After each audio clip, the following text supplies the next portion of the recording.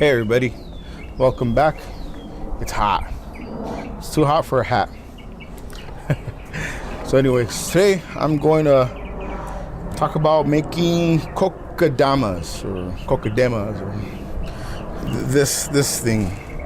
You know, I made this one about 3 months ago, and it's actually doing really good. I got this as a tiny little plant, and it grew a lot, and it was very nice and beautiful during the cold months. But now that I had it with some of my cactuses, you know, just hanging there, so I wouldn't water it as much as I should.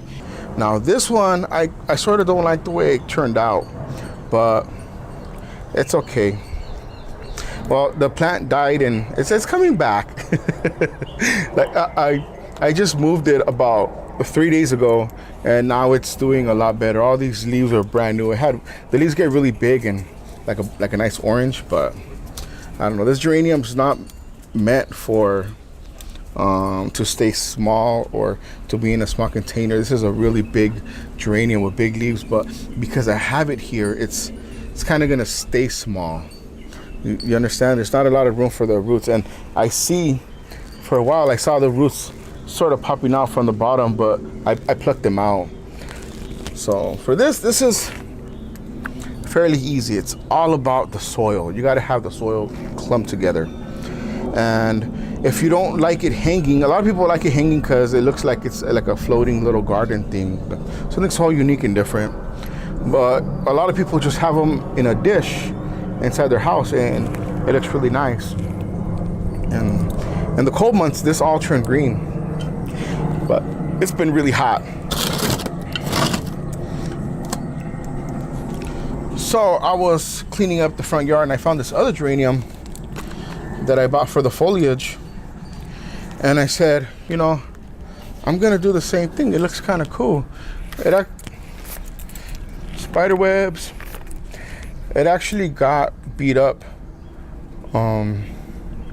It actually fell in one of the rose bushes containers, and it got no sun for this whole growing season, so it's sort of stunted and ugly. But I actually don't even know what color the flowers are. I haven't seen it flower. All right, so first thing we do is take it out of the pot and destroy the root ball. Well, you don't destroy it, you just take out the dirt, expose the roots.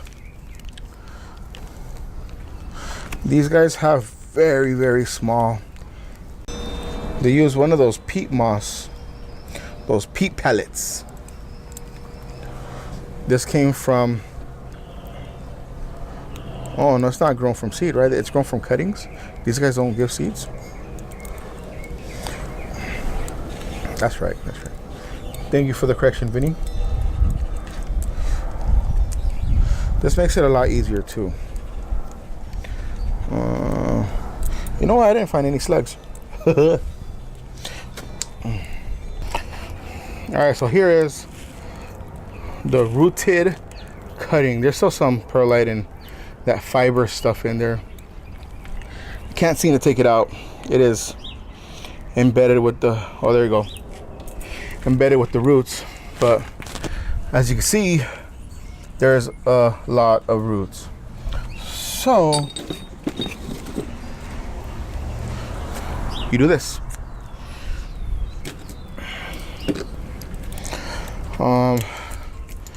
I'm not too clear on the reason why you do that, but I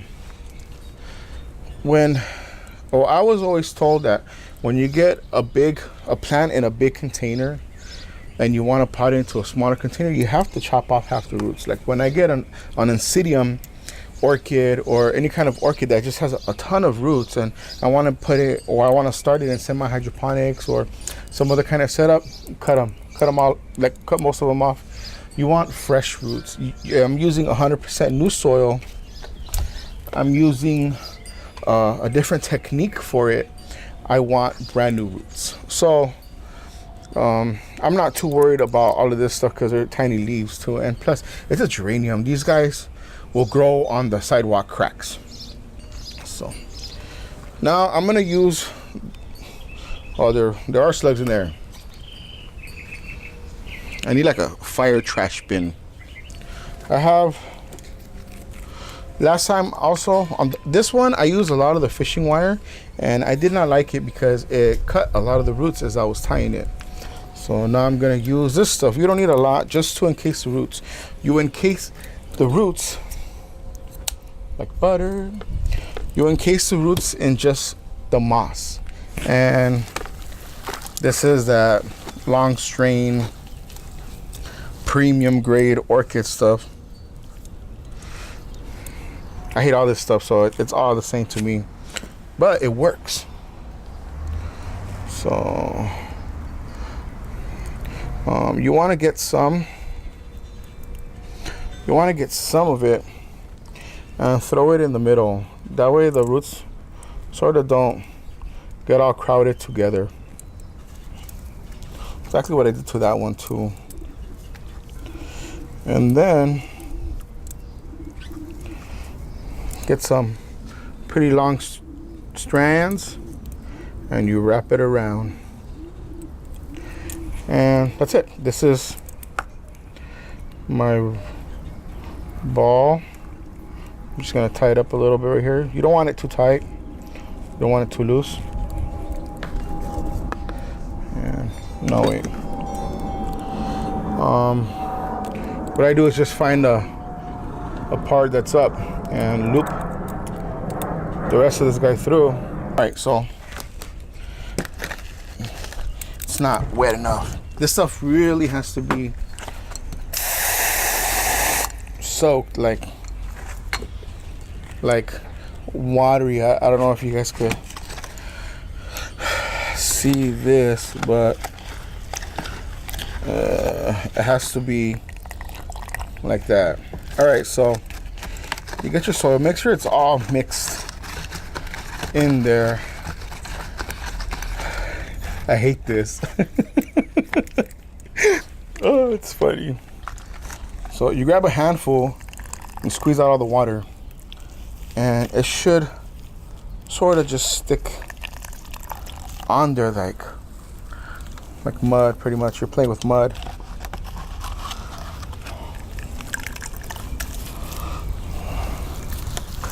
Try to get as much as you can and just keep compressing it on there, and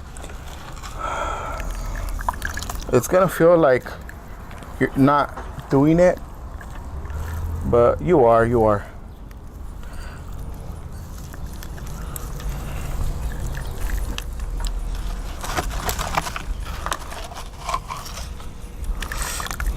Some people add like house dirt or clay to it. All right, let me see. Okay, that's pretty good. Now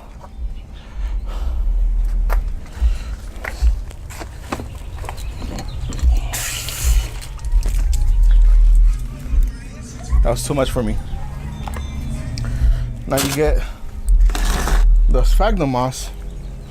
Make sure you break it up and you just start piling it on.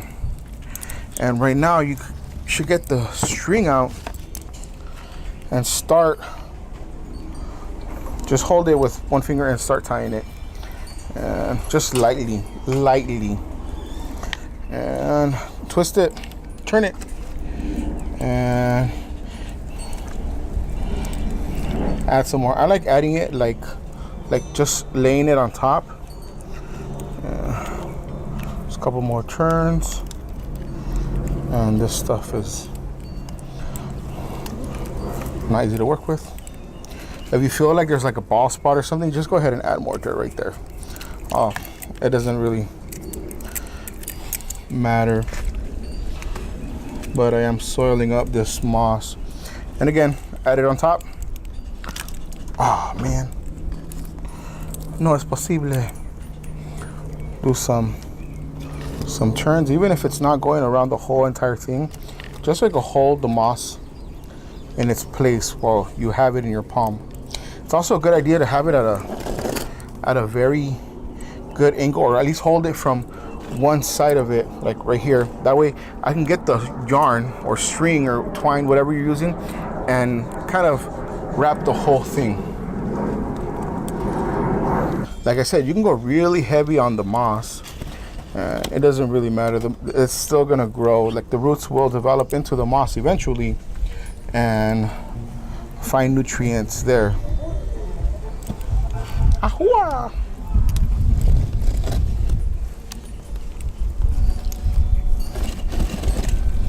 Okay, now that it's somewhat completely covered as a ball, you have to do this a little bit tighter.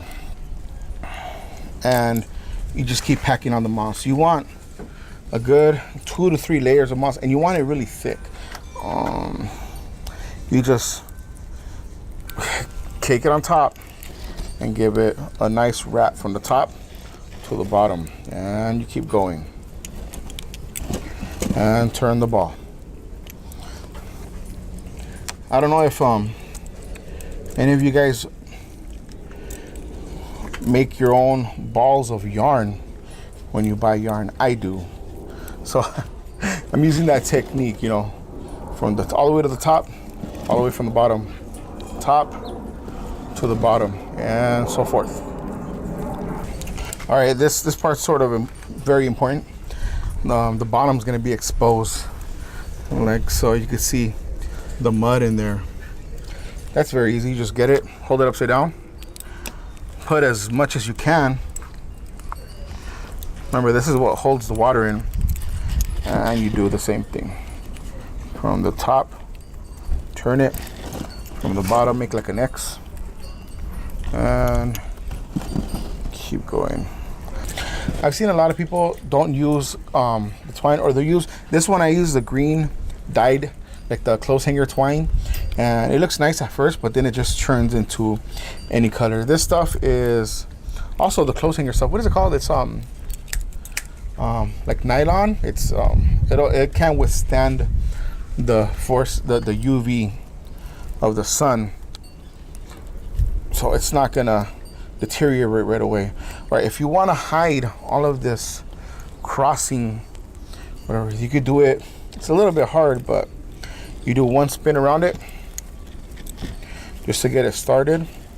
Very tight. You got to hold it tight, and then from there you're gonna put some moss,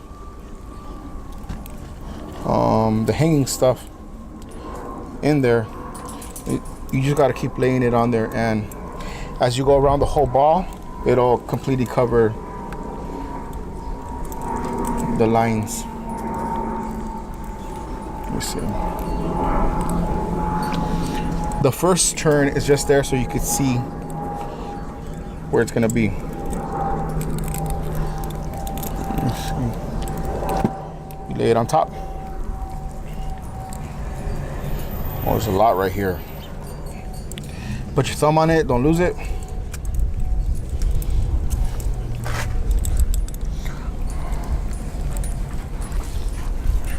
All right, that's good enough. You know, it kind of covered a lot of it. Some of it's gonna fall off and dry up and everything. So from here, I get a long piece and chop it. Fabric scissors, and just look for any of the crossing beams. You can get like a needle or whatever and do it the right way, but I just like, you know, that's why I have long, ugly, pointy, dirty, sharp nails. And just tie it off.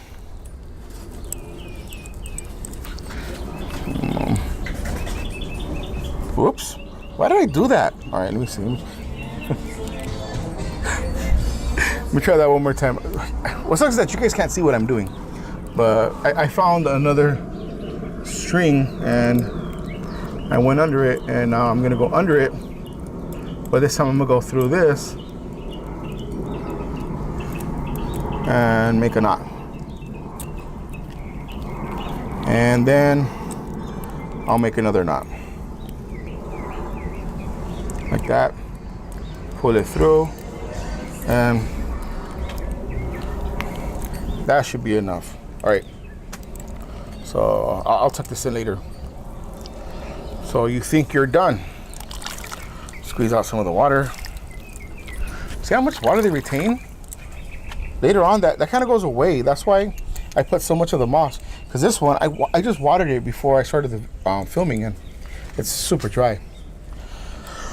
Now to hang it, you can just grab it out of the yarn or string, whatever, and just hang it up. I don't like doing that. I like things very complicated and nicer looking. So on this one I use a coat hanger, and it was just way too hard for me to do, and it just turned into like a really huge mess. So I'm just gonna use this 3M, I think it's a 3M, oh no, it's size 2 bonsai wire, and it's just aluminum wire. It's very soft and pliable, but it'll hold as long as you do these little twist thingies right. You know, just grab it and do a little twist. Like I did it with my fingers. It's really not that bad. There, you see? You make one on one side, and then from there, hold on, let me see. Let me get a sharper edge to this. It's aluminum, super easy to cut. You get a good sharp looking edge, like a needle point. And now you look and try to just balance it wherever you can. You can always fix it in a while, I'll show you right now, but try to get a good spot where the thread or the string could hang and it won't really mess up the plant. So you just grab it. I'm just gonna run it through here. See that? Pretty easy. Once here, this side's already good to go. You fold it up, fold it down, fold it up, fold it down. Once it's down, you hold this side, and this one you just twist it. And I just did 2 twists, super easy. This stuff's crazy. And I just tucked in the bottom. You don't need to do that. You could have just cut it off, could have twisted it off, but it's fine. I'll just grab it, and you see that? See that? It's just there. Pretty much it. You could skip the whole thing and just have it right here. You could even wrap it with like the sheet moss they sell at Michael's and Walmart and Home Depot. It's a little bit harder for that. You will have to use the fishing wire. The fishing wire is very difficult to use. It's just so thin, and you'll need a high test. This is 8 pounds. You know, it's not. I don't go deep sea fishing. You'll need like a 25 pound, so it won't cut anything. But, and then you have a mess. Hold on. All right.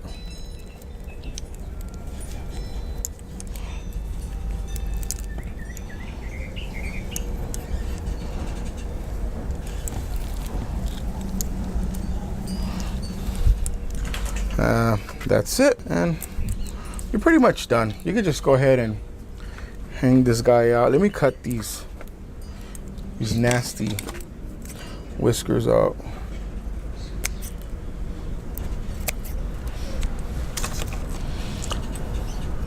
Well, it turned out really ugly, but you know, it's gonna be outside. Hopefully the wind doesn't destroy it. Let me cut this guy out too. What? And there you have it. This one, the wind was blowing it around, so I did another knot up here, and I should probably do the same thing for this guy. You just make sure you got a good balance of it. Also, if it's leaning to one side, you can easily just bend these and fix it so you get that tilt angle you want to get. But well, it looks cool. I'm very happy with it.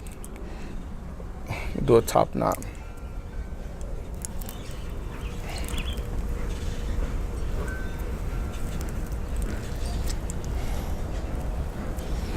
There you go. That's it. I would recommend putting a geranium inside the house, but you could do this with any house plant. You could do it with pothos and I've seen people do it with spider plants and puzzles, you know, and the puzzles is cool because I've seen people like stick it out from the bottom. You could wrap this in burlap instead of the sphagnum moss. You could, like I said, sheet moss, the green dyed moss. The thing about the green moss you buy at Michael's and all those places, they're dyed, and eventually it's gonna change color. And if you have it hanging inside your house and it drips, you're gonna make a mess. So I don't recommend doing that stuff. So I'm gonna hang this outside somewhere for now until I finish my front yard. I'm gonna have them hanging like on my windows and all the way from the top. I'm gonna see if I could borrow my neighbor's ladder. So this guy's ready to hit your fairy garden or under your tree or the gazebo, whatever. You know, a fairy garden, this would look pretty cool. You know, grow like a bunch of what are they called? Those ones that need a lot of humidity. What are they called? Oh, begonias. You know, this would look really cool with some begonias in there, and just have them under a tree, hang them really, really low. And with the green sheet moss, man, that'll look really nice, right? Put some little fairies and mushrooms on it. So anyways, that's this video for today. Please comment with your questions or what you like, what you didn't like, you know, or if you want to see something, a certain something, you know, I can go ahead and do one of these like with the succulent. And I'm actually planning to do that with some orbeas. You know, I want them to grow from the bottom, and I'll just have them somewhere like with the rest of the cactuses and stuff.